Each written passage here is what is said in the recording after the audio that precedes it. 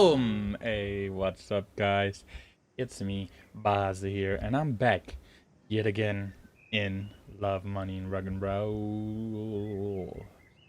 Last time, stuff happened. This time, more stuff will happen. So let's get going. let's get going. I obviously opened my right eye. The pain abruptly jumped to the left half of the brain. Here you go. Oh yeah, maybe I should say a little bit.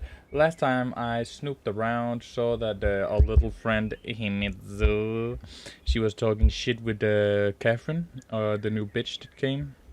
And I'm saying bitch because I am allowed to, apparently.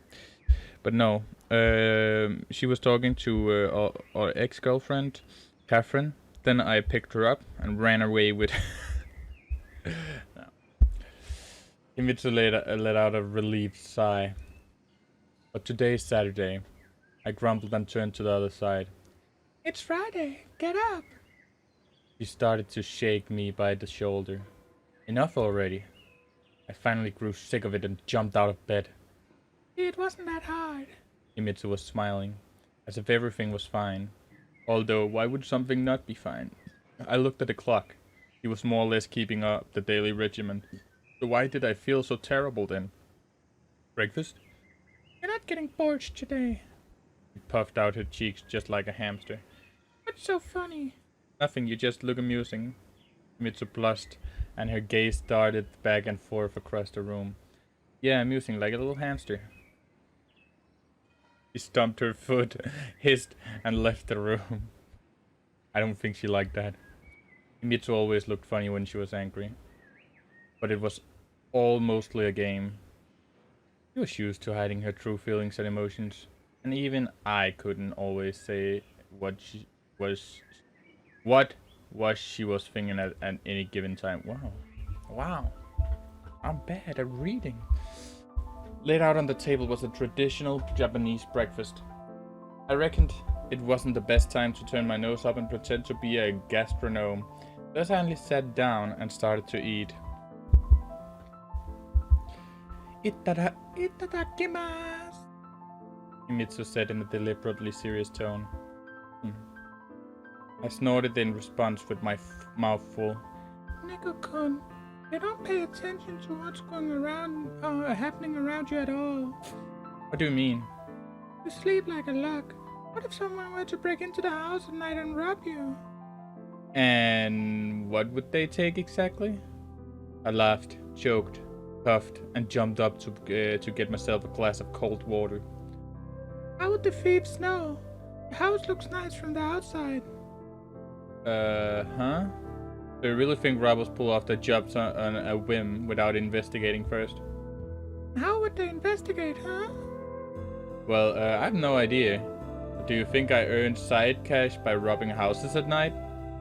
It's just that yesterday I saw a suspicious man nearby. A suspicious man? Yes, he was looking at something through your windows. I let out an incredulous sniff, which embarrassed Himitsu. Or maybe it was just my imagination. Of course. A lot had happened over the last several days, but I couldn't just write everything off as schemes of enemies of the people.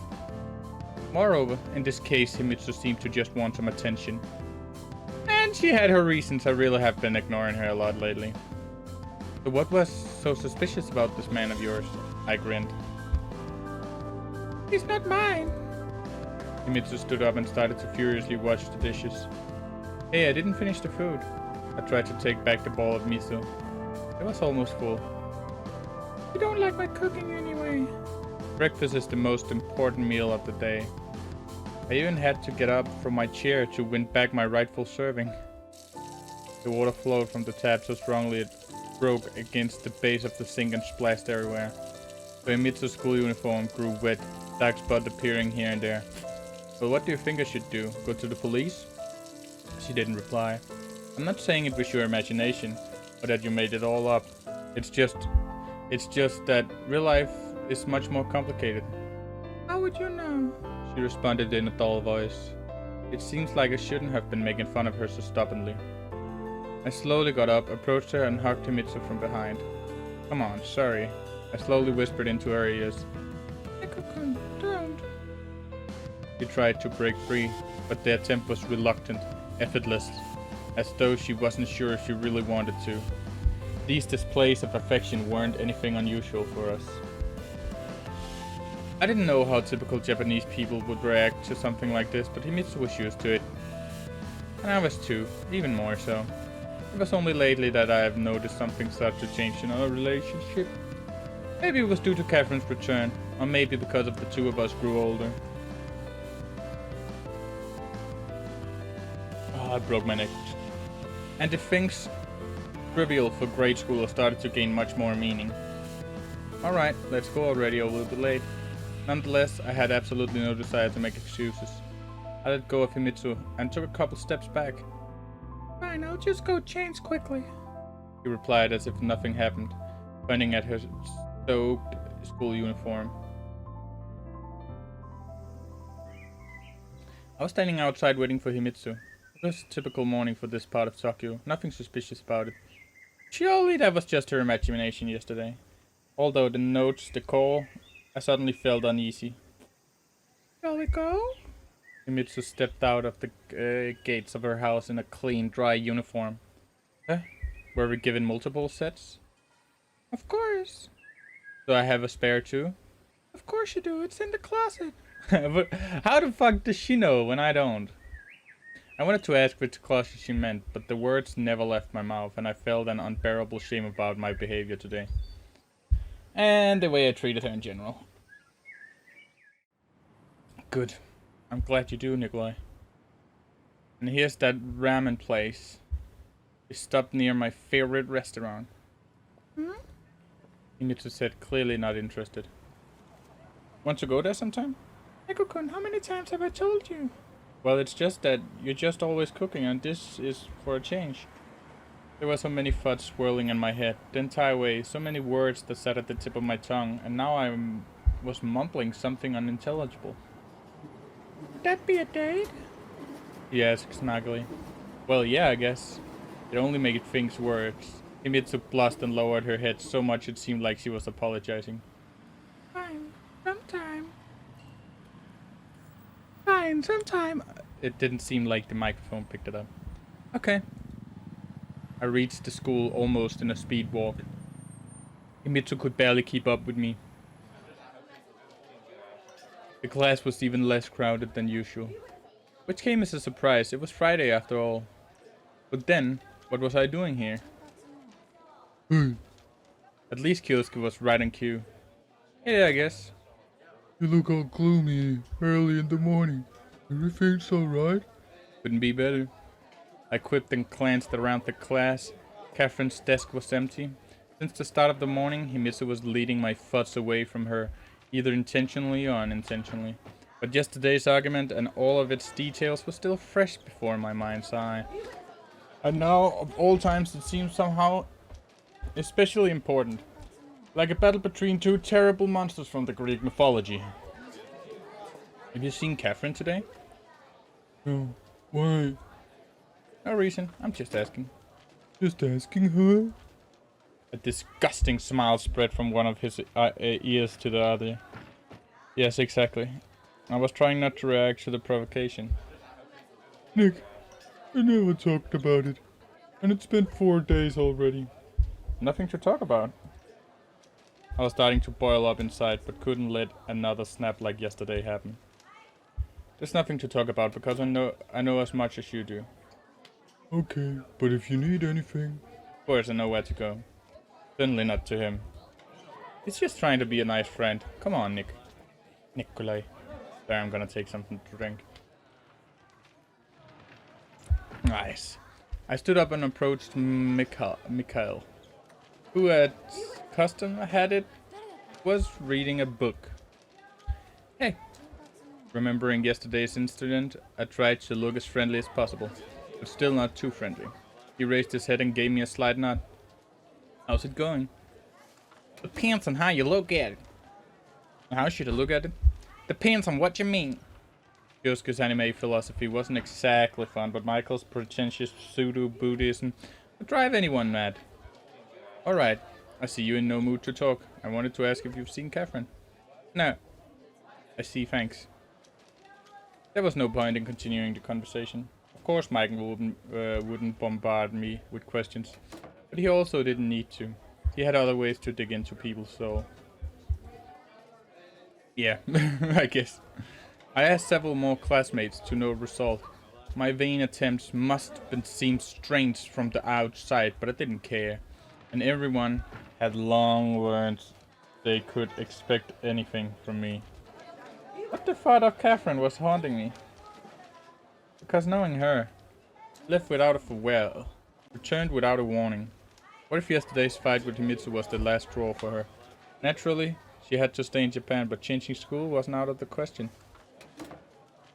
And I didn't even know where she lived. There was the possibility that she and her mother had returned to their old apartment, but I always thought there was no such happy coincidences in real life.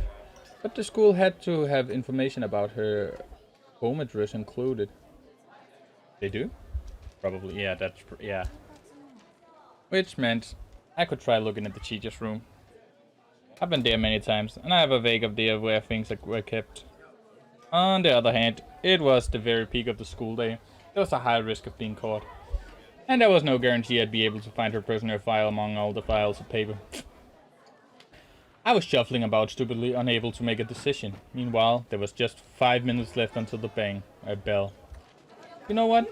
Let's not do that. No, it was a stupid idea after all. No one would give me her address, and hoping for the teacher's room to be empty was even more stupid. Yeah, exactly. Like, how would we even do it? Oh, there's a lot of teachers. We have 5 minutes. So it has to be empty. And then I have to, in 5 minutes, which is probably only 3 at that point, I have to shuffle through in 1 minute because I have to get back in time too. And find her file, find the address and all that kind of stuff, right? Stupid. Dumb. And then, what will I be? Nothing more than a stalker. No thanks. Not for me, Nick.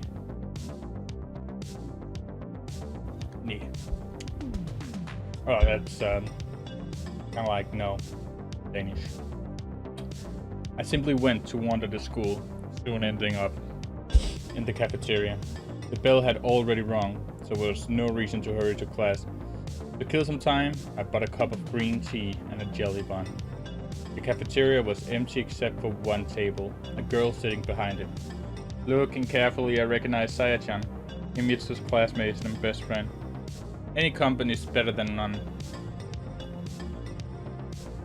Hey there, you skipping too? I sat down across the table from her, lazily sprawling myself on the chair. Oh, what kind of voice should I give her?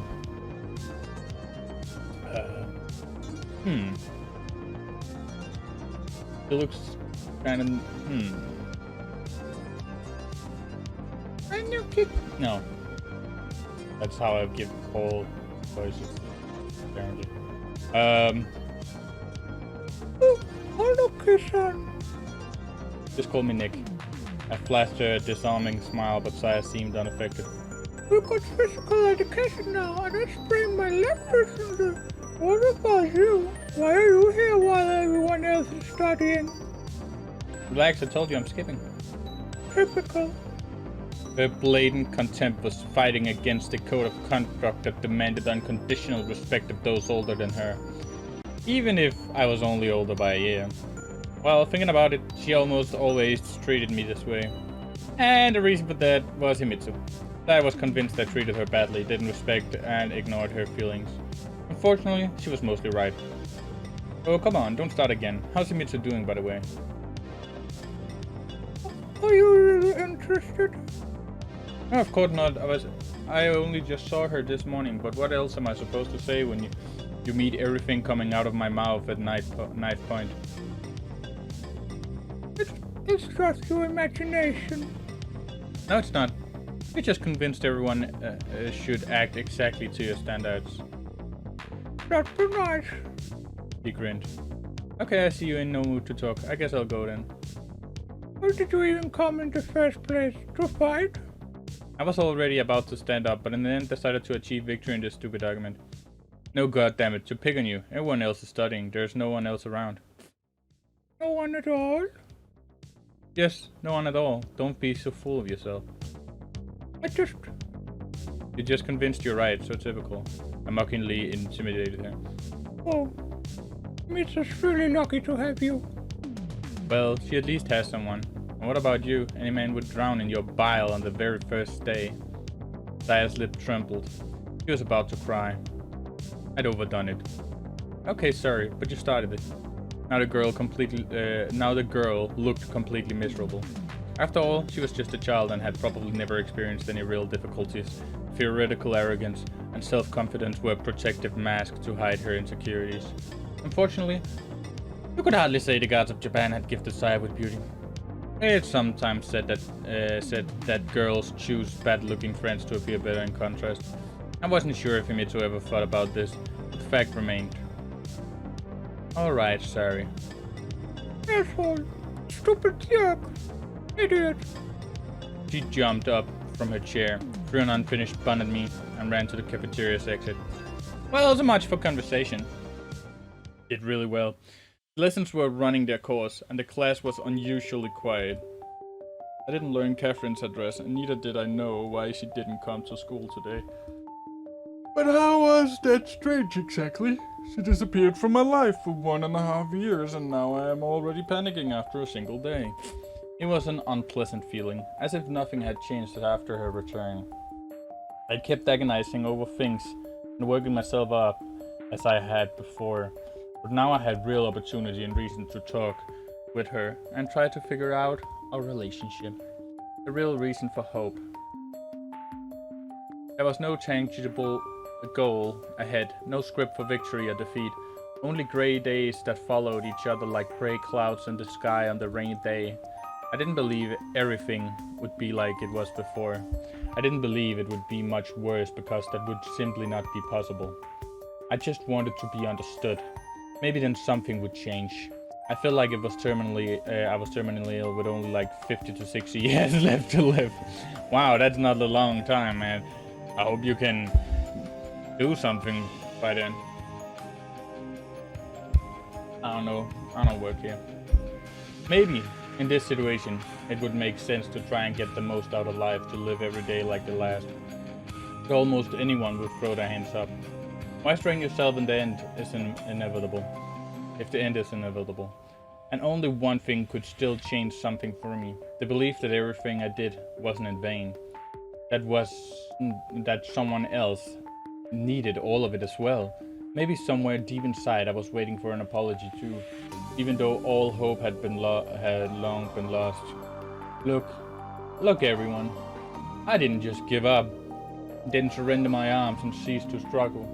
Yes, I lost, but I fought to the very end. I did everything I could.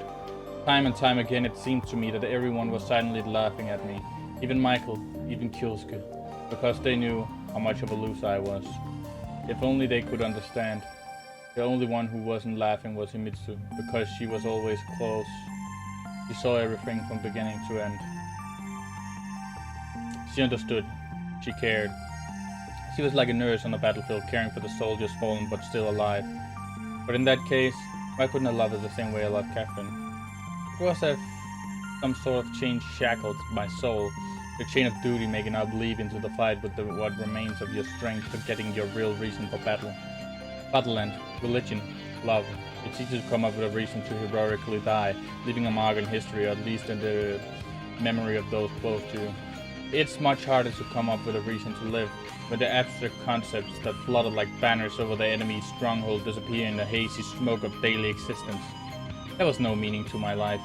I just wanted my accomplishments in battles past recognized, abandoned by everyone, blinded by the faded flashes of the once great feeling I wandered aimlessly through the now empty battlefield. I no longer believed Himitsu could save me. Why would she need a mortally wounded cripple? Neither did I believe that I would be able to find my weapon by hand and change forward to the distant goal, hoping not even to win, but to die, grasping happiness in my last moments. That sounds intense. Hey Nick, you asleep or something? I was generally prone to daydreams, but it didn't rule my life, remaining on some existential level. Otherwise, I would have long lost myself to alcohol or taken my own life. Okay, that's... okay. I wouldn't normally call you as a people person, but today you're just pitiful to look at. Well, thank you for the concern. It's about Catherine. Yuska sat on my desk. It creaked and even bent slightly. Man, you fat ass. Are you trying to cause an earthquake? Okay, calm down, bro. I pushed him aside and laughed. I see you're... Wait. I see you're lively as always. Michael approached us. Well, I can't speak for Nick. Alright, let's go eat or something. I just wanted to distract myself from gloomy fudge for a bit. Today we didn't need to elbow our way through the cafeteria. Kiosk knew every run around. Not to mention the chubby young man had a great relationship with all the women here. We were sitting in the middle of the hall, like kings, which made my Japanese friend look especially funny. All of that slightly improved my mood. Did you watch the game yesterday? Michael asked lazily, poking the rice with a spoon. You bet. Of course. You know, in the third inning. I never understood the Japanese obsession with baseball. Or rather, I couldn't understand the point of the game in the first place. It wasn't hard to remember the rules, but I was always more interested in the more traditional sports: football, basketball, hockey. And here, from Michael and Kyosuke, USA and Japan, perhaps the only two countries where baseball was popular at all. So their conversation was starting to really bore me. Guys, give it a rest already. You can propose a different topic. Michael easily parried. What topics could I possibly have? My mood quickly returned to being as bad as it could. My recent agonizing thoughts overwhelmed me again. Nick, don't be like that. Yusuke mumbled sympathetically. I agree. You need to keep thinking positively in any situation. I was morally exhausted, tired of all these thoughts, and didn't even have any strength left to get angry at them. Like you'd understand. Sometimes, simple support is enough. Yes, Nick. We're your friends after all. Guys, it's not so simple. Psychologists say you can't keep everything inside. Yusuke said didactically. I don't see any psychologists around here. Sometimes you can get it off your chest with someone you're close with. Michael looked as imperturbable as ever. Of course, there was nothing strange in my friend's desire to help, but I couldn't rid of the idea that they had goals of their own in mind. With Kyosuke, it was obvious curiosity. He was like a suckerfish, feeding on hearsay and rumors about the lives of others. He even had something like an information network in school. I like to believe said network wouldn't start gossiping about my life as well. But although it was pretty simple with Kyosuke, Michael, on the other hand, he was still diligently pretending to be interested in my situation just because, but somehow I felt like that wasn't the case. Well, let's say you don't exactly know. It took me a bit to find the right words. The backstory. Maybe, he responded coldly. Well, you didn't. Well, tell you then, not a big... It took just a short glance from me to Kyosuke to hush up. It's not a secret or anything, it's just... But really, what did I have to hide? A past relationship with Catherine wasn't a secret. In reality, many people in the school knew about it. And I was acting as if I wanted to preserve something sacred, something only I and also Katya knew. It was stupid, but at that moment, I couldn't act any other way. The unpleasant conversation somehow died out and we finished the lunch in relative peace. Sad. The lessons dragged on a painfully slow pace, but at long last the final bell rang. I was slowly packing the books when Himitsu materialized near the chair, as if having jumped out of the trance swap. Neko-kun, let's go home together. He gave me a cute smile. As cute as always, and I'd say much cuter than in the past several days. I had nothing against going home, but I couldn't get over the fact that I'd never found out where Catherine had gone. But what could I do? There seemed to be only two logical solutions. Go where she'd been living before, or try to find her mother. On the other hand, there was a certain chance that return to the same flat they'd been using before. Why not? This was most probably an ambassadorial apartment. On the other, her mother was a relatively famous person, so in theory it'd be easy to find her. But at the first time, the nasty voice of reason in my head was whispering that Catherine had only missed school for that one day, and that it was too early to panic. Hey, hello! After Nico-kun. Yeah, sorry, I was daydreaming. I'm gonna go home with Himitsu. Fuck Catherine. Fuck Catherine, I say. This whole thing was weird. I had waited for a year and a half, and now couldn't endure a single day. Catherine could have dozens of reasons to skip classes today. Exactly. Like, why would you care? Also, she doesn't care. You shouldn't care. Go home, King. Go home. Be with someone who cares about you. Like Himitsu. And most probably, none of them were connected to me. Let's go.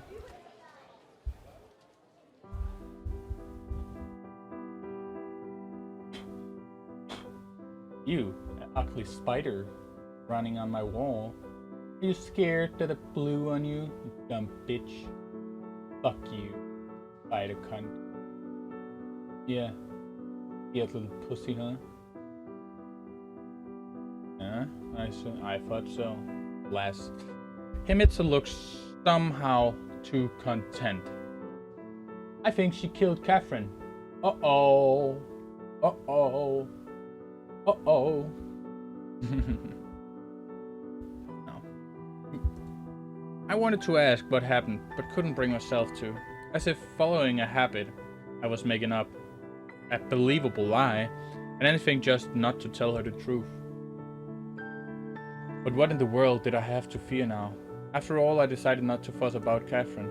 I probably just got too used to keeping my true feelings hidden from Himitsu in futile attempts to prevent myself from hurting her.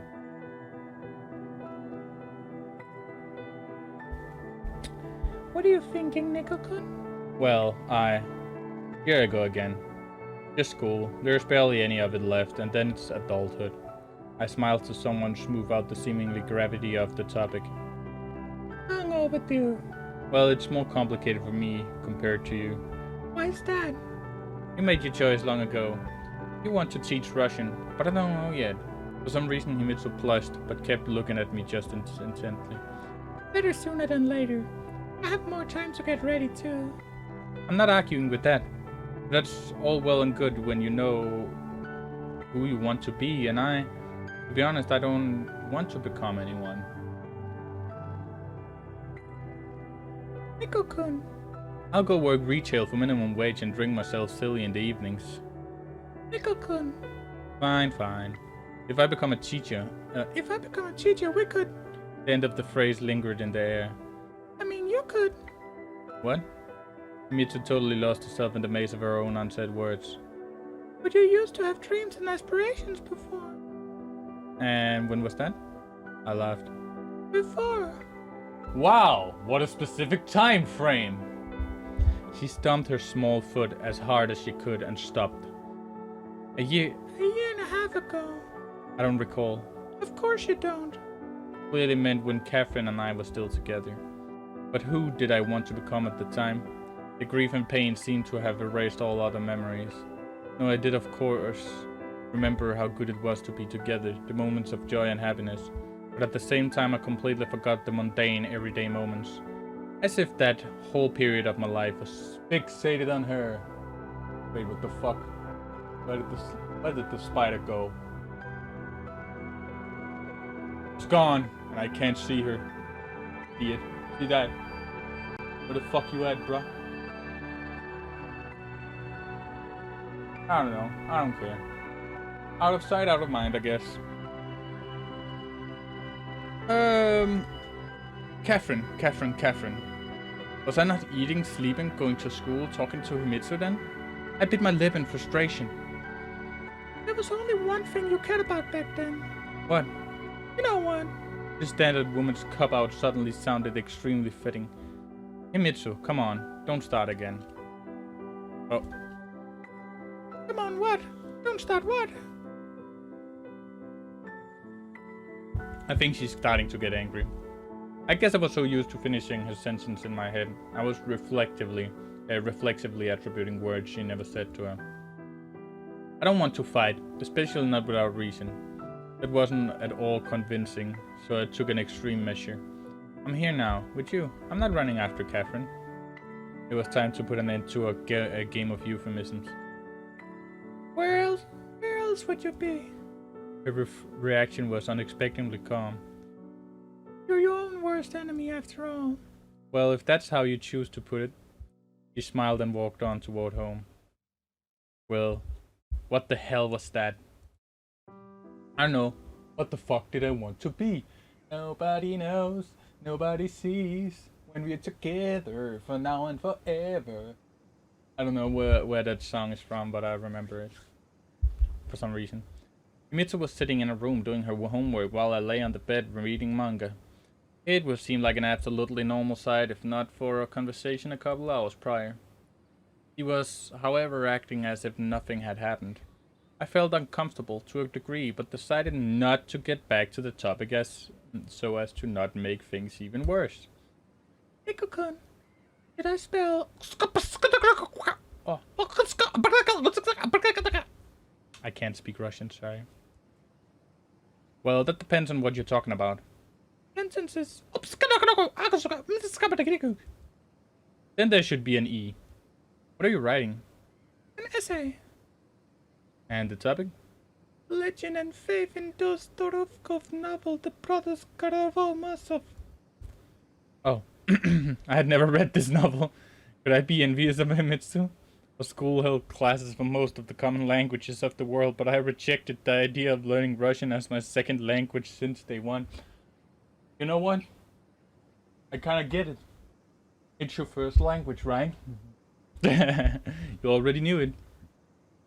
Actually, maybe it would be easier. Imagine if I went to a school in Japan, like this school, right? And I could learn the second language of Danish. I think I would actually do it. Because that could be really easy. They'll be like, how do you say?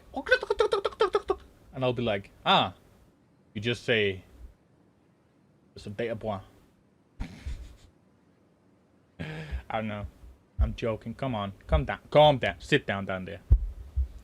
I don't know why it should. I don't know. Shut up. I'm just gonna shut up. My school held classes, but yeah. I was fine as is, wasn't I? Turns out I wasn't. So is it interesting? Read it. You can find out for yourself. Is it long? Don't distract me. You've got your manga. The comparison of Dostoevsky to manga stung me even stronger. As you wish, my lady.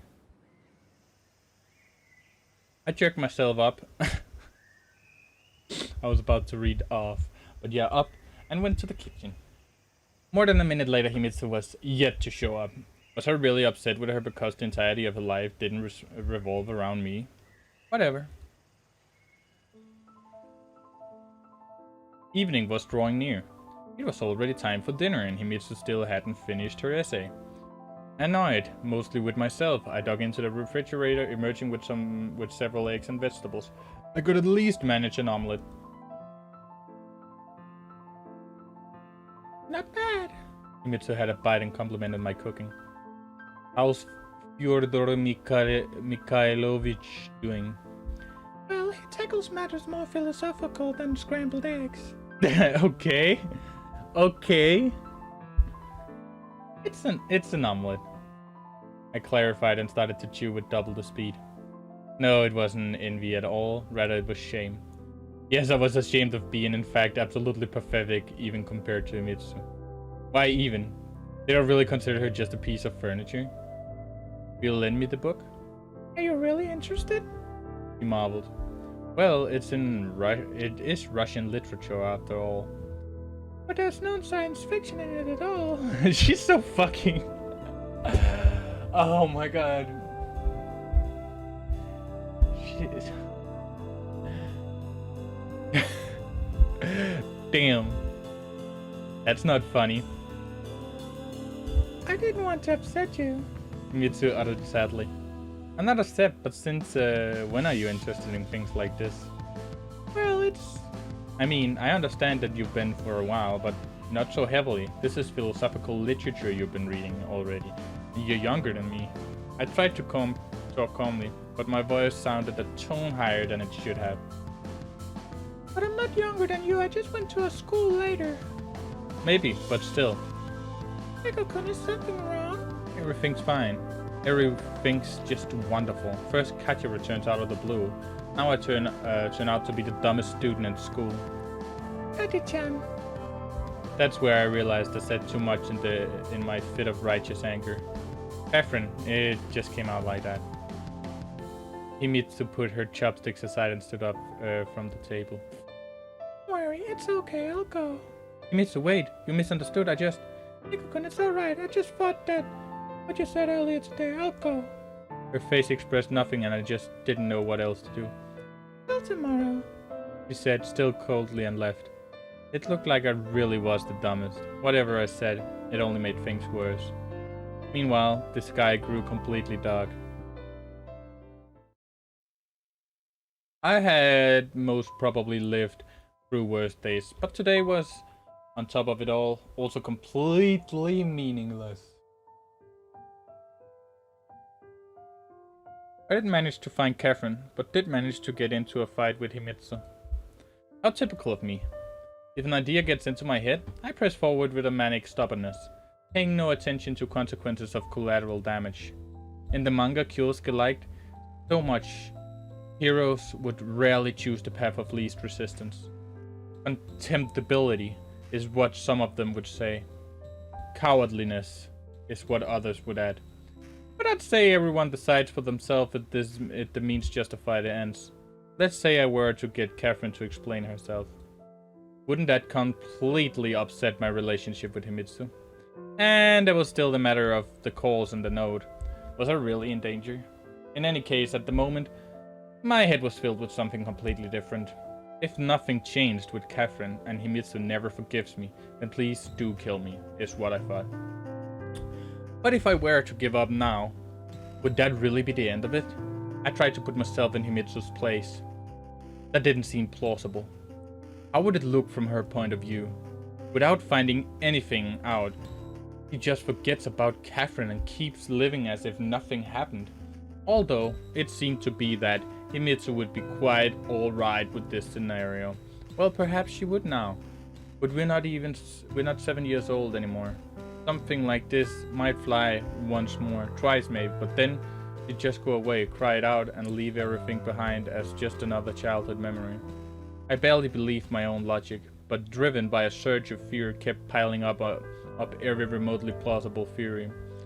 I felt ashamed about Himitsu, but at the same time couldn't keep Catherine out of my head. Although, after the events of the past days, I wasn't sure about my feelings toward her either. At least not completely. I was just tired. With some sleep, these feelings would fade away. Only to come back tomorrow? No, I couldn't keep going like this. I needed to find her and let her go, or at the moment I didn't want to think any further. Maybe I was afraid, but what the hell did it matter? The last car drove down the streets, its tires creaking quietly, and my district sank into pre-dawn silence.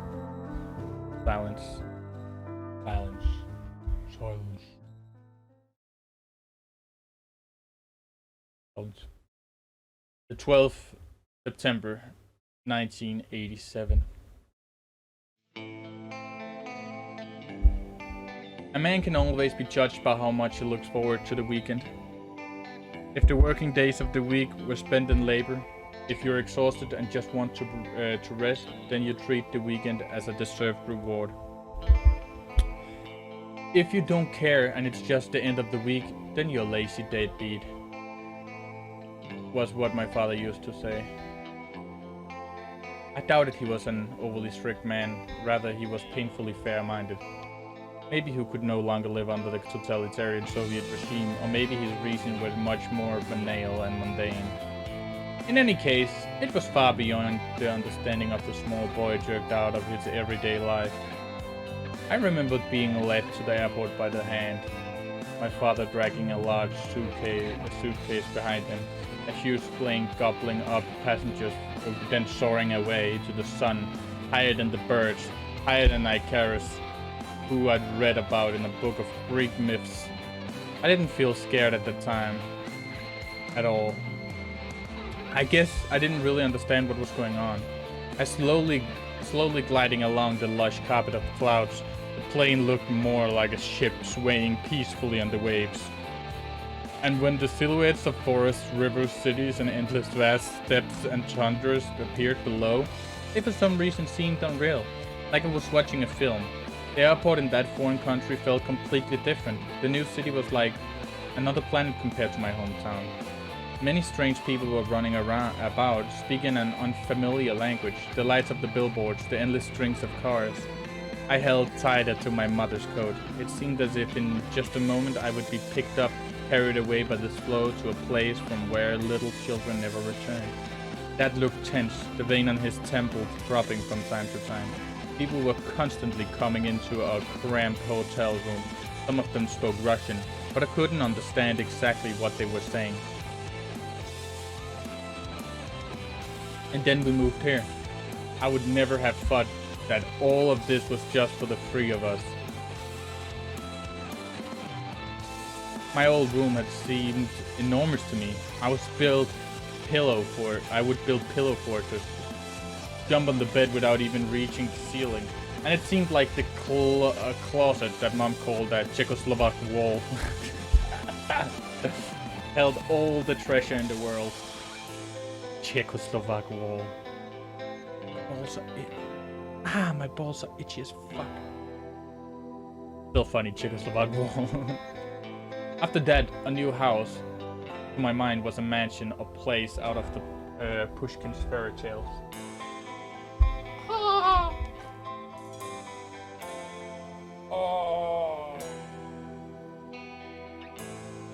Shit. Okay, let me see. Almost right away, I met the neighbor girl with the strange name. She was way too shy and would never let go of her simple ragdoll. But she spoke Russian, although with a slight accent. She didn't know how to play cops and robbers, which I was very upset about. It was as if, until I arrived, all she had been doing in day and out was read her stupid books with scribbles. Like, she had calligraphy classes in the first grade, and here it was as if no one went to school at all. But there were cool pictures in her books, and over time I started to understand Japanese cartoons too. Not without my friend's help, of course. She didn't stop being weird, but I got used to her. In fact, to me, she became the only one I was close to besides my parents. That's Himitsu, isn't it? I think it is.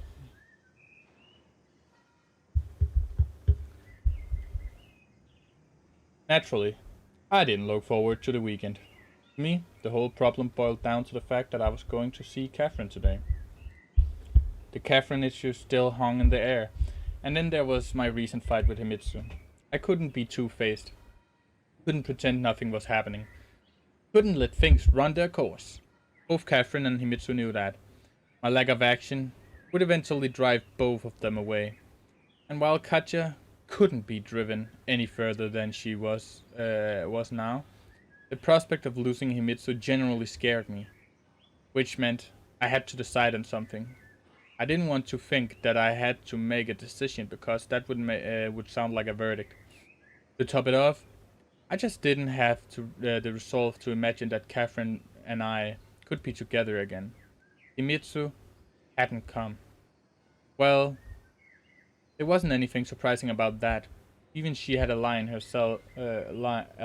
self-respect couldn't stand being crossed. Was yesterday's fight the last straw? How long would this have gone on if Catherine never returned? After eating a half-assed breakfast, I simply sat in the middle of the empty kitchen, aimlessly staring into the distance. This was quite a problem. Life had thrown at me. Come on, life. What are you doing? Everything's been going fine, I said to no one in particular, just to make sure I wasn't sitting in a vacuum. Vacuum, plug sounds, warmth, love, just like Katja's heart. No, I needed to talk to her after all. There was just one little thing to do first. Find her. It wasn't going to work. Look for a single girl, even an American in a multi-million person Tokyo, was a dumb idea. Not to mention she probably didn't want to be found anyway. And we would probably see each other on Monday at school. But I couldn't sit still either. First I stood up and started pacing back and forth through the kitchen and then through the house. Then walked out into the yard. Feeling of powerlessness was weighing down, depressing me. I felt like a wild predator in a small cramped cage. If only I could break free, I'd shield them all. These agonizing thoughts drove me further and further into the depths of dark frustration. The ringing of the telephone sounded somehow very simple and mundane. Recently, I seemed to have learned to guess who was calling without even picking up. This time, too, it seemed like everything was fine. Hello. Hey, Nick. I hung up the phone. Anybody but him. Mixed with and in contrast to my melancholy, his stupid cheerfulness would create a grim cocktail leading to the suffering of innocent people. Still, I needed to decide what to do next. Indulge it. I feel kind of bad for Kyosuke. Poor guy. Indulge in the aforementioned melancholy all the way until evening, or try and do something. I didn't know where to look for Catherine, but deep inside I desperately wanted to leave the house for somewhere far away, where my depression wouldn't reach me.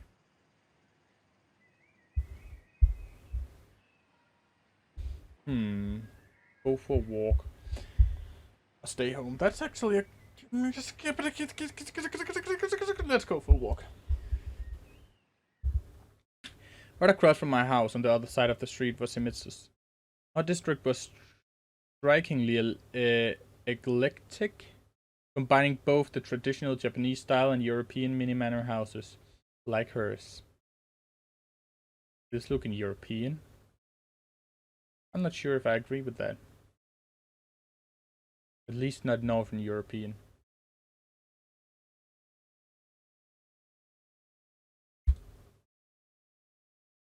Himitsu was half Russian, but I didn't think she wanted to live in an Ispot.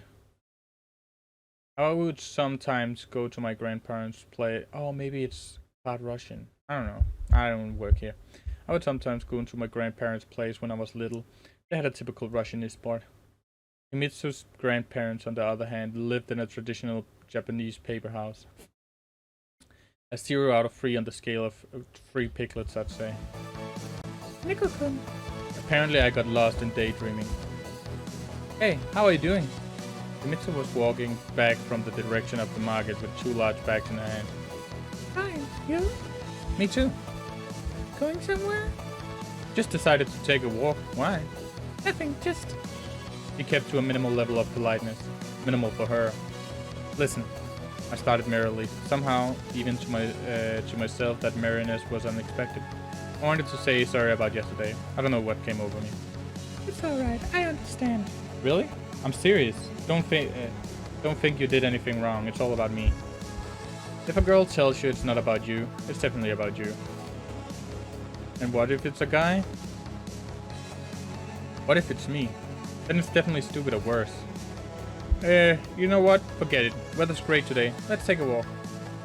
You mean right now? Himitsu slightly raised the bags, implying that she had things to do. Yeah, right now. It is the weekend, or not? I don't know, Nico-kun. I still need to make lunch. You can't work all the time and never rest. And really, not only did Himitsu regularly make food for me, she also saddled herself with all the chores of her own household after the divorce of her parents. So let's go. I hopped to her and snatched the bags out of her hands with a quick motion. Nico-kun. Himitsu protested, but her voice sounded reluctant to timid, like when we were little. Fine. He pouted and sternly marched off to her house. I was still thinking about Catherine, but decided to take a briefer. I could postpone dealing with her to Monday. Although I couldn't just cast it out of my mind, I needed to distract myself. Maybe Himitsu wasn't the best option for it for many reasons, but fate itself seemed to have brought us together this morning. I didn't believe in coincidences like that, but many things in the life were hard to explain logically. Ooh, she put on a nice dress, huh? I'm joking. Calm down, boys. Here I am. It's a summer dress, isn't it? So that she wouldn't die from the heat. Oh wait, it's September. It shouldn't be that hot. I don't know. I'm not working. I am a defect robot. Mitsu's sing-song voice came from the doorway. She quickly closed the door and ran up to me. A happy smile shone on her face. Well, let's go. Yes, but where to? Where do you want to go? I hadn't actually thought about that. Because I would have been fine just strolling through the streets if I were alone. I don't know. You choose. He stared at me with a serious expression. Maybe in different circumstances, Himitsu would simply say, anywhere with you. But not today. Definitely not today. On the other hand, the emotional part of the situation didn't matter much. I would still have to be the one to make the decision. Fine. Let's go to the amusement park. I think you wanted that for a while. Have I? Well, maybe I have. If you don't want to. Robin Nico-kun, let's go. He playfully took me by the arm and dragged me along. Hey, easy girl. My parents had told me stories about Vidnk. But for a while, my first visit to Japanese amusement park, I thought that was the reason they left the Union. It was the real world of childhood, a collection of dreams recreated in reality. These days I barely found any of that interesting. Himitsu, however, seemed to be really excited just like a kid. Excited about a candy floss, the roundabouts, even the haunted house. Let's go! He whined. You sure you're not afraid? I'm not. I am, but there isn't really anything scary in here. I mostly didn't care, but the idea of haunted houses always seemed stupid to me. I didn't like horror movies either. Real life could be much scarier. And my life right now wasn't far off from one of Hitchcock's films. So, you want to get scared even though you know there's nothing to be afraid of? Well, no, but... Difficult questions weren't Himitsu's strong suit after all. Let's just go, Nico-kun. You said it. Today's the weekend, and you're out here grumbling. People must simply want a shake-up. An injection of adrenaline to distract themselves from the daily grind and feel a surge of emotion. That must have been why horror stuff like that didn't attract me. My life was virtually overflowing with emotion already. Alright.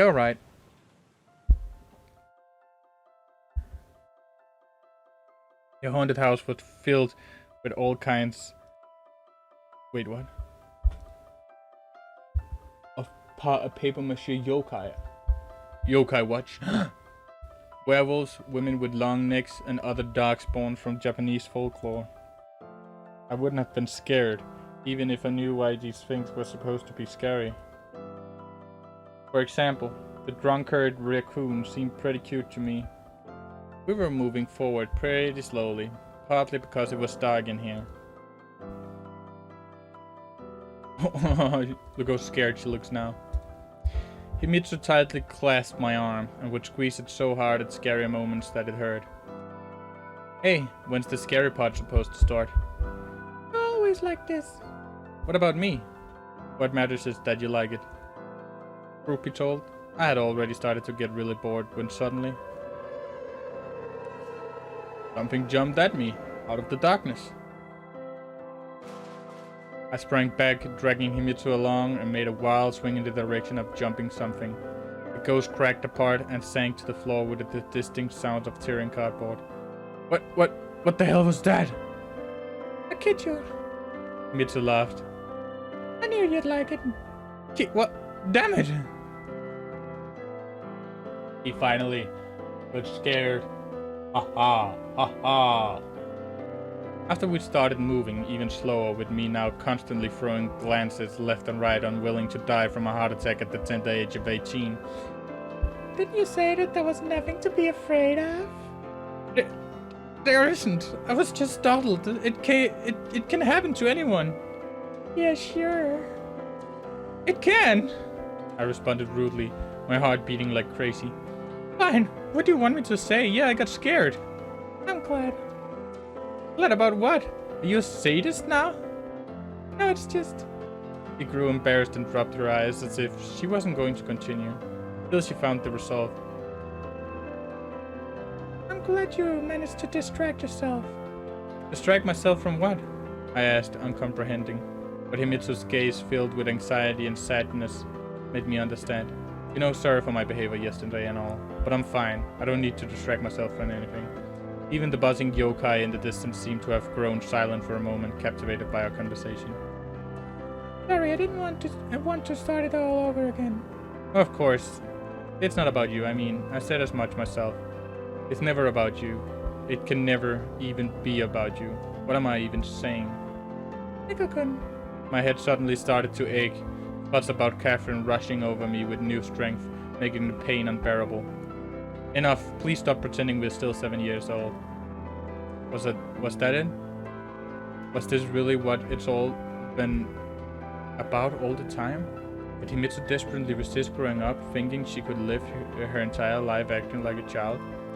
Children are afraid of pain, of sadness, of being scolded or being shown their mistakes. They hate when their favorite toys are taken away. Children don't want to draw conclusions and learn. Don't want to grow up. Himitsu, enough. What? She seemed to want to say something, but stopped when she looked at me. Please stop, don't you understand? You're only making it worse. Don't worry about me like this. I'm not a kid. I can make my own decisions. Whatever they are. Nico-kun, please don't. Her small shoulders trembled and the ghost fell silent. You can be with her. You can be with whoever you want. Oh, you can be with her. You can be with whoever you want. Just don't be like this. She was no longer crying. She was weeping. But I was too riled up to pay any attention. Bruh. Look at that. Why is Nikolai like this? I blamed Himitsu. Blame probably for too much and undeservingly. But at the time, I simply couldn't stop. It's cowardly to shift your problems to another person. And even more so to those who are close to you. But when you have no more strength left to cope with them yourself, sometimes there's just no other way. Or maybe I was just making excuses. It's sickening enough already. And then there's you. You want to support me? Then stop prying into my soul all the time. I'll sort it out myself and tell you my decision.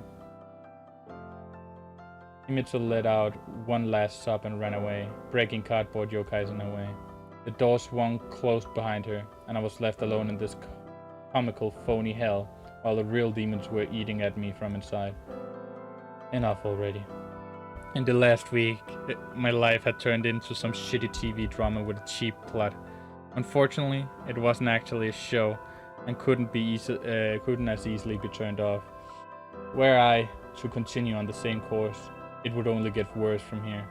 In a couple of years, there would be nothing left, only pain and void, like after Mom and Dad's death.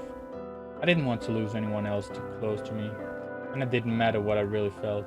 My feet carried me to the exit, as if of their own accord. After running out onto the street, I was momentarily blinded by the bright sunlight. The contrast with the gloom of the haunted house was too great. When my vision returned to me, I looked around and noticed Himitsu sitting on a nearby bench calmly eating candy flush. Nothing remained of the fact that just a minute ago she'd been sobbing violently, besides maybe the reddish eyes. Good day. May I make your acquaintance? My name is Nikolai, I said, approaching. It sounded stupid and out of the place, but Himitsu loved jokes like this. At least she had before. No, you may not. I'm waiting for a friend. He smiled as if nothing happened. What are you doing here? I'm waiting for a friend too. She has red hair and often makes a funny face like this. I puffed out my cheeks and popped my eyes out. Himitsu laughed. Come on, stop. No, I'm telling you. It's exactly the face she makes. Nico couldn't stop. I sat down next to her, although not too close. Sorry for today, and in general, let's just not talk about it anymore. I let out a sigh, getting ready for a long monologue. Alright. Himitsu gave a short answer, still focused on her candy flush. I wanted to say that. What? That's it. That's simple. Of course. Why fight? We cannot fight. Wait, okay, I wanted to say that. What? That's it. That's simple? I don't get what the fuck he said there. Of course. Why fight if we cannot fight? Wait, I don't... What are you trying to say? I don't get it. Ah! Ringo! Oh. That's true, but I just wanted to say, I did the wrong thing. You don't deserve to be treated like this. I know. Suddenly she turned to me and said in a serious tone, Nico-kun, enough, I understand. You didn't mean to, and you won't do it again, right? I felt a shiver run down my spine. Of course. And if you do, I'll bite you. Himitsu jumped through almost half of the remaining candy floss in one go. Scary? I laughed while actually feeling a bit uneasy. Now let's go. I still want to ride the bumper cars. Bumper cars? Now you're talking. Maybe there was nothing strange about the change in Himitsu's behavior. It might have been just a defense mechanism. To isolate herself from the problem, to ignore it, to pretend nothing had happened. Meanwhile, I couldn't escape the thoughts that came to me in the haunted house. But the shame of what I had done, the memories of supping Himitsu, and my guilt weren't letting me process them properly. Maybe I could do it later, when she would calm down a bit. And I couldn't even say for sure if Himitsu was vindictive. He never really resented me. Or anyone at all, like, really. A sweetheart, as my mother would probably say. Himitsu would often get sick when she was little, and as a consequence, only went into first grade when I was already in second. At that time, I barely knew Japanese and attended school at the embassy. I liked socializing with fellow Russians, but at the same time, I felt sorry for Himitsu. She really wanted to go to the same school as me. After my classes, I would read her books from my homework. She listened carefully and never interrupted, even though she could read them much better and faster than me. And then Himitsu went to the same middle school as me. My classmates would crack jokes about about us being together and all that. I probably wouldn't see anything wrong with that now, but at the age, the spirit of rebelliousness and contrarianism simmered in me, and I denied it, as hard as I could. Which clearly upset Himitsu, but she mostly kept quiet. Surely, she had an opinion of her own on the matter, which was very different from mine. Damn. Time passed, the relationship slowly changed. I got used to Himitsu and in the end started to regard her like an inseparable part of my life, like a constant. But what did Himitsu herself think? I probably never really cared. What if... okay. The two of us were passing a booth where you could shoot a pneumatic rifle at targets to earn points. Enough points would earn you a prize. Let's try it, Himitsu said with excitement. I don't really know how to shoot. Come on, just a couple times. Look, it's not very expensive. Okay. I took the rifle. It turned out to be lighter than expected. Tried it, rested the stock against my shoulder and aimed. To get the maximum amount of points, I had to shoot the very center of the furthest target. It seemed like the rifle sight was looking right at it, but things couldn't be that easy, could they? My finger trembled on the trigger. I couldn't make up my mind, endlessly shifting the barrel left and right, up and down. Nico-kun, shoot! Wait, don't jinx it. Come on, fire! I finally got tired of it. Hit or miss. What did it matter? Hit or miss? I guess they never miss, huh? Got a boyfriend, you guess he doesn't kiss ya! Bam. In my mind, the sound of the shot was supposed to be far louder than it ended up being. Oh, striking marksmanship, young man. The booth owner exclaimed. What, do you mean I hit it?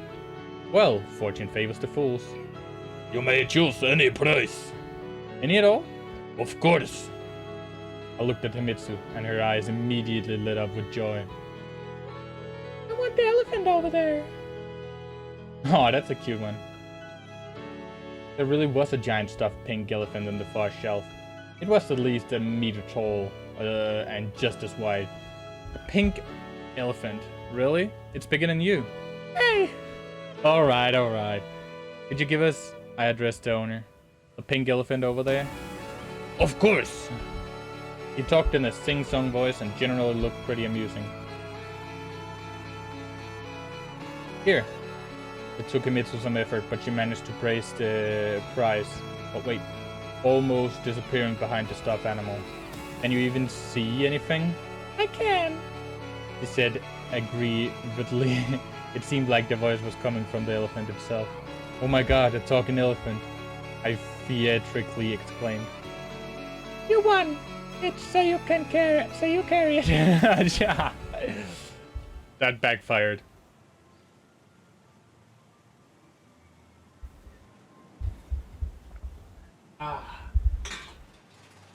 Something to drink. Very nice, very nice. I am now hydrated like a real man. Himitsu handed me the prize and strode forward with a sprightly step. Okay. Carrying the elephant was more convenient for me, sure, but it was still a subpar experience. Truly, sometimes it's better to be club-handed.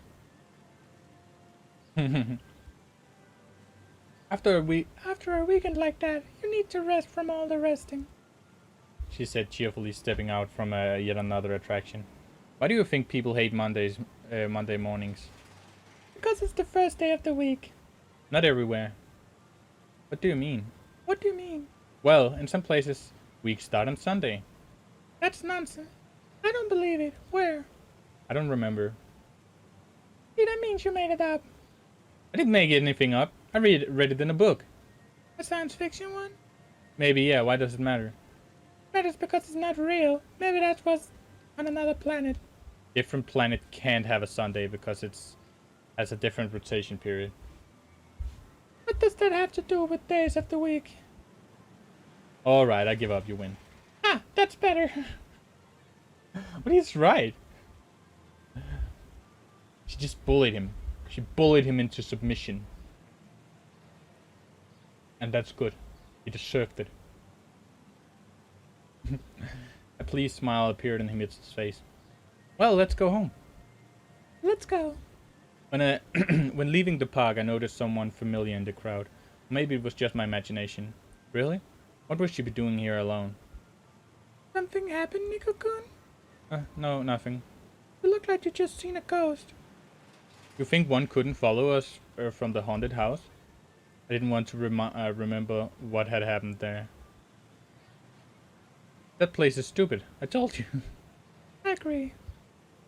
For the last hour, Himitsu has been trying her hardest to pretend nothing had happened.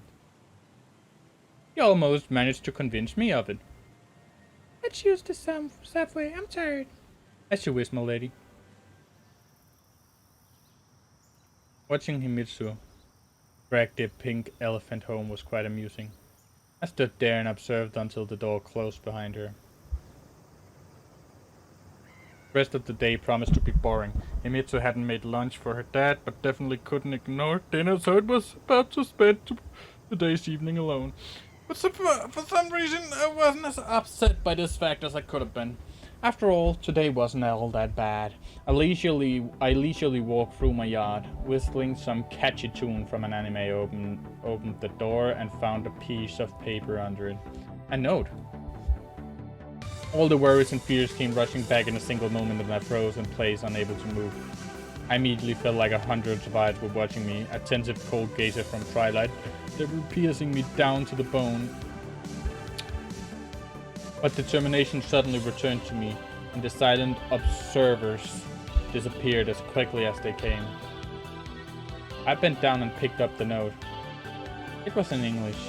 Nikolai, I thought you wanted to talk, but I guess you didn't really. I'll be waiting for you in the bar until 8 p.m. See. I cast a quick glance at the clock. It was 7:45. The pleasant memories of the days I spent with Himitsu melted away so quickly it was strange. I only had 15 minutes and getting to the bar would take at least 20. That is, if I walked. I rushed through the streets, nimbly dodging people and cars. I'd never been in bad shape, but now my lungs barely seemed to fill with enough air. My vision dimmed and I almost got myself run over a couple of times. Could it really be that simple? So many times in the past year and a half, I've been telling myself that if Catherine were to return, I'd have the self-respect not to come running at her first call like a little puppy. I didn't care in the slightest why exactly she came today. Why she was waiting for me at the bar. The cruelest thing anyone can do to another human being is giving them false hope. But at the same time, hope is intoxicating. It makes all thoughts of worry and common sense lose importance. Somewhere deep inside, I felt sorry for myself, disgusted by my own spinelessness and lack of character. But that was nothing more than the introspection of a junkie between doses. Just yesterday, he had been telling himself he'd be able to kick the habit, and today all he could think of was the drug. Just recently, it seemed to me that it was all over, that I would be able to let go and forget. But all I needed to slip again was the smallest thing, a tiny piece of paper folded in two, and a couple of simple words. Again and again, I imagined Catherine say it. I don't particularly want you, but if you insist, we could as well talk. A favor, indifference, and at the same time, arrogant superiority. The less we show our love to a woman, the easier she is to win. Was it? I guess it worked the other way around too. Finally, I stood at the doors of the familiar bar, greedily gasping for air and trying to catch my breath. Why would she even choose this path? This what? Place, I definitely couldn't show up there looking like that. I had to spruce myself up. It wasn't even about self-respect, just common decency. Not to mention this way, I'd have a better chance.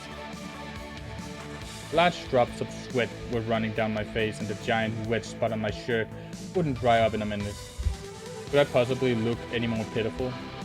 Begrudgingly, I entered. Who fuck this is? It was pretty empty inside, and the clouds of smoke usual for the Saturday evening didn't hover at the ceiling. Only several visitors were nestled in the far corner. Oi, Goldyer! The bartender called out to me, idly wiping glasses at the counter.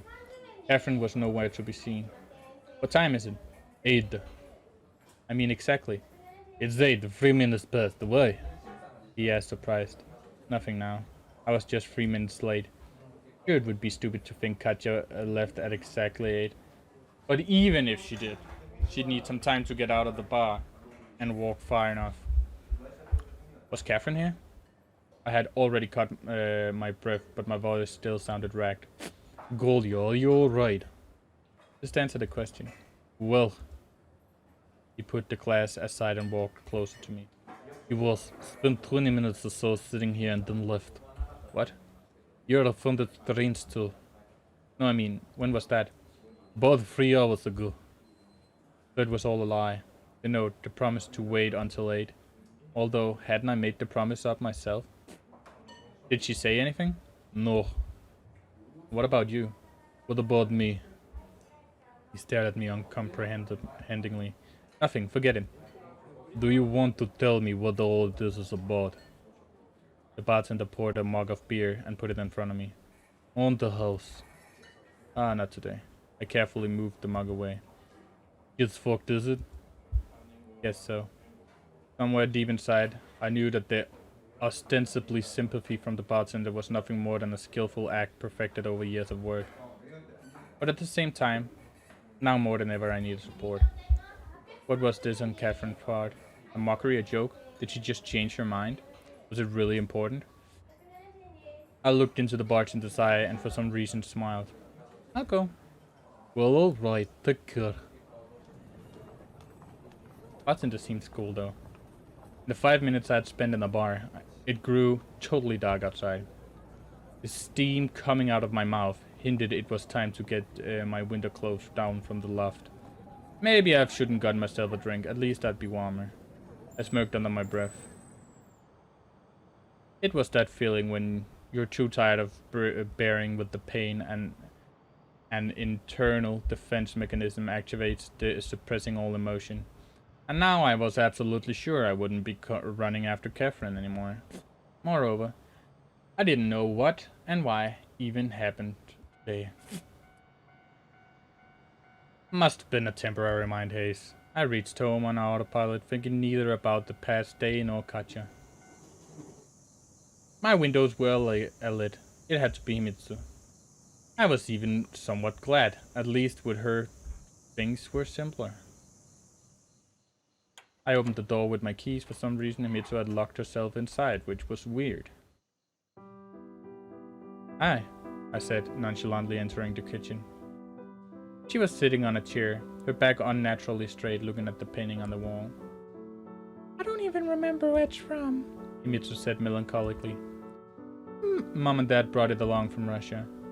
He didn't react. Why? No reason. It's just a beautiful painting. The Russian scenery. I always wondered how it feels to be there. I thought maybe we could go there together one day, you and I. You would show me your old home. We would walk through the forest and fields, just like in this painting. We will. No reason not to. Himitsu was acting unnaturally, and wasn't even trying to hide it. I don't think it'll work out. Not anymore. Why? She finally tore herself away from the painting and looked at me. Because I'll need to study. Himitsu suddenly smiled and continued. And so will you. As if I would. But there will be breaks. We can go for a trip then. Maybe. Anyway, time for dinner now. I cast a look at the painting. I honestly had no idea what was depicted on it. A place in the real world or a piece of the artist's imagination. Does it really matter if people like it? At least Himitsu did. She even wanted to go there. I get it. When is dinner? Himitsu wasn't herself. She didn't ask where I'd been, even though by the looks of it, she had been waiting for me for a while. Here, Himitsu said proudly, putting a plate with baked potatoes and a steak in front of me. What do I owe the honor? I know you like this stuff, so I just decided to make it. I do, sure, but you don't usually, you prefer healthy food. It's okay to treat yourself sometimes. You did win me the elephant today. Oh right, the elephant. The giant pink one. Where did you put it? In my room. I wanted to put it on the shelf first, but there wasn't enough space, so the corner had to do. I laughed. Hey! Don't hate me. Imagine how hard it must be for the proud African animal to live within 4 walls. It used to be open savanna. Ika-kun. Himitsu smiled and started eating. For a while I managed to forget about the note, about Catherine. I simply enjoyed my favorite meal. And I had no desire to think about Himitsu's initial weird behavior. How are things at home? Everything's fine. Why? Well, you did skip lunch. It's okay sometimes. Didn't you say so yourself? Why wasn't she asking where I had been? Maybe there's something else. Himitsu took a moment to think. Not really. Everything's fine. Was I working myself up over nothing? Maybe she didn't notice anything. Who could know what I was up doing? Maybe I was saving the world. Okay, I guess. Any plans for tomorrow? Of course, tomorrow's our big garden cleanup. Oh, really? Okay then. Come whenever you want. I was talking about myself, actually. Oh, wait. We're cleaning my house. Oh, of course. I grew somewhat embarrassed. I'll clean up too then. Himitsu giggled. You clean? Don't worry, I'll deal with it next week. Alright, if you say so. I suddenly felt uneasy around her. Because I was hiding a new note from Catherine, there was clearly something wrong with Himitsu. At the same time, dinner was on the table, and she was smiling, which made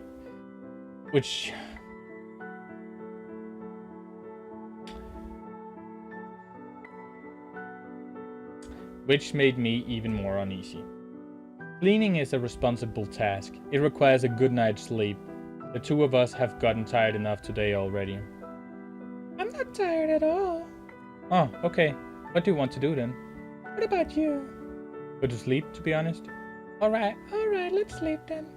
Didn't you say you weren't tired? Well, if that's what you want. Okay, I guess. I stood up, but Himitsu remained in place looking at me expectantly. Worrying thoughts started to sprout up in my mind. Should I see you safely home? I'll be sleeping with you, he replied calmly. Himitsu, you're scaring me, stop that. A nervous giggle escaped my lips, and it took a titanic effort not to take a step back. Where did you go today, Nico-kun? What? To the amusement park with you, don't you remember? And after that? I was home, I stammered out. The whole time? Yeah. And where did you run off to? The calmness of Himitsu's voice as she said all that was making me feel genuinely scared. After her? After who? I didn't run after anyone. She didn't respond, just kept glaring at me. I realized it was useless to keep denying it. Were you watching me? I don't need to watch you. I know you too well. But then how? I looked out the window. I saw you find a note and then run off somewhere. So you were watching me after all. Think whatever you want. He gave a short reply and stood up from the chair. It's none of your business in the first place. Oh, that's how you talk now. Himitsu tried to appear strong to make me understand she was really upset. Naturally, she had the best possible intention and was doing it out of concern for me. Maybe someone else would have believed it, but not me. I didn't feel guilty. I just couldn't. Not after everything that had happened. I was trapped as if being torn apart from the inside by two opposite forces. I'm tired. I sat down in the chair next to Himitsu and let out a helpless sigh, burying my head in my hands. Leave me alone, all of you, at least for today. Nico-kun. Her voice was as cold as before, but notes of sadness could be heard in it.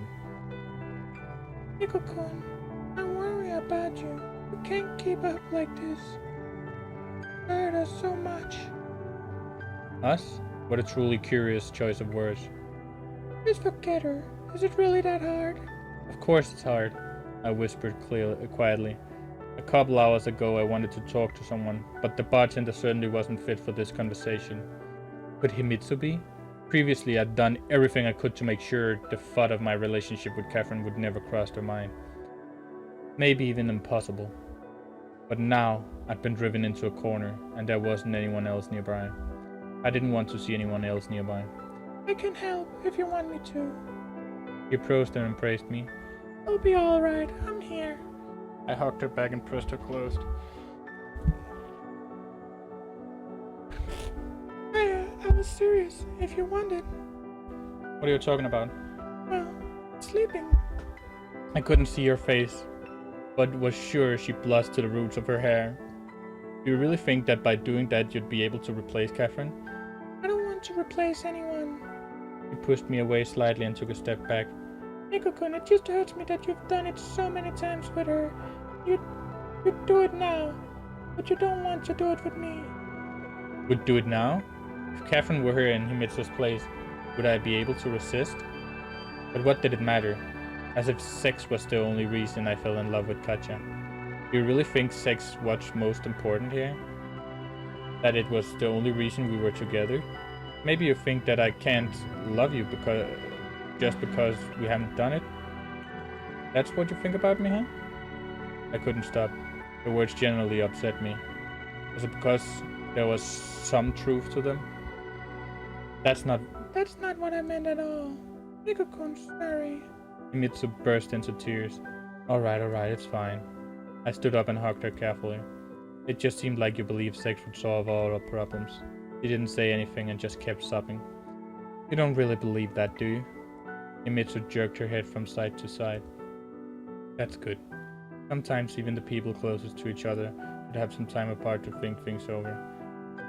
And what could we even talk about in this situation?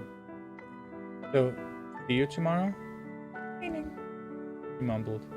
Fine, then see you on Monday? Himitsu said nothing and walked out of the kitchen, her eyes glued to the floor. She sunk into the chair and waited until the front door closed after her. God, things could have gone so differently. Really, why couldn't I have sex with Himitsu? Putting aside all of the moralizing about it having to be between two people who love each other. What if it would solve all our problems? And what if it hadn't? Then Himitsu would definitely start to hate me. And that would be something I could never forgive myself for. Chakyo was sleeping, paying no attention to my problems. This night the multi-million-person metropolis felt absolutely lifeless. Even the street lamps seemed to have dimmed, the lights, trying not to wake the sleeping inhabitants. I was lying in my bed, staring at the ceiling. I looked around the room a couple times. Something was wrong, out of the place maybe. Something was missing. It was hard to figure out what exactly was the matter in the dark, but after a while it dawned on me that the letter wasn't on the table. I admitted to taking it. Like I cared. Winter is better than summer. There's no salvation from the heat, but you can escape the cold via a warm sweater and a traditional Japanese kotatsu. We would make a snowman, light up the Christmas tree lamp, eat tangerines and Russian salad. And early in the morning, we'd run to look what presents Father Frost brought us. If only things were as simple now as they were when we were little. I hadn't wanted to grow up, hadn't asked for all these problems and complications. Why did everyone else, Kyosuke, Michael, even Saya-chan, live the lives of normal teenagers, while mine resembled some kind of melodrama with elements of tragedy? How would a fate have turned out had my parents not decided to immigrate from the USSR, I wondered. They would probably still be alive, and both Himitsu and Catherine probably wouldn't have been happier. Which meant it was all my fault. The forces, the redemption through suffering, I guess, the only thing that really helped me. Wow. I drove my flatulating introspection to its highest point, convicted myself of all the mortal sins, served as the judge, the prosecutor, and the jury, and found myself guilty. And only after that did I manage to fall asleep. Damn. That was a heavy day. The 13th of September, 1987. Okay.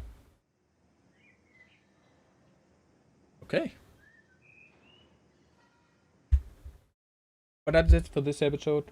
Thanks for watching. Please like and subscribe. Remember to watch all my other videos on the channel. Leave a comment telling me how much you love this series, because I love it too. And then I want to say thank you all for watching, and I'll see you next time.